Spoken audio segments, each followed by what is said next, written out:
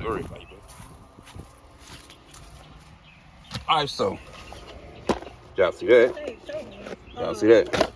So I'm gonna tie these two in together. But here, it's gonna go. No, I know. That's why you there. Let me help you. So this was broken. She got it fixed. So now I'm able to go from that. She won't be doing this no more. Be pushing the button.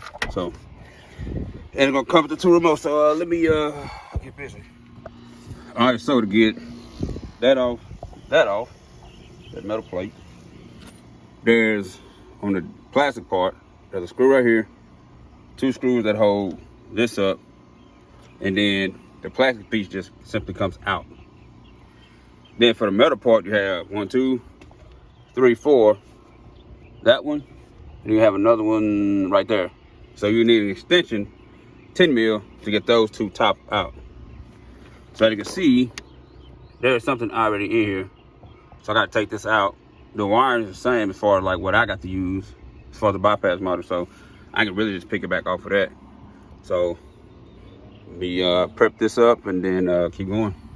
Oh, I ain't hooking up the remote start. I'm just hooking up lock and unlock and the parking lights and the horn. And that's it. All right, so I got all the modules and everything together. So on this truck, it's best that you use a bypass module and do it that way. I'm gonna have to put the description on how to do it, what bypass module to use, and wire for wire, because me doing it step for step is gonna take me forever. So no. So I'll just do the hookup of the ignition and the brake. The bypass module, I had to get into detail as far as like the programming and all that, because I can tell you how to do it on here and you'll get confused. And then there's actually another way to wire these up without using a bypass module. I wouldn't suggest it, because if the anti-theft system, goes into pretty much lock itself up, then you're gonna be stuck. So, text message. So I'm gonna wire it up from the bypass module, from the ignition of the module into here to the ignition, and then go from there. And of course, you got 2 wires that are coming from the bypass module itself as well, which goes into the headlight switch. So I'll explain that as well in the description. But for the most part, we just do from this, the bypass module right there to that right there, and then we'll show it working and all that. This is one of the videos where I can't just, the wiring isn't simple. So, but I'm still gonna do the how-to video on it. So, I mean, I've already started doing it, so. All right, let me stop yapping and get this done, because I got other cars to do. Okay, so I ended up not putting it there, because this is, shit.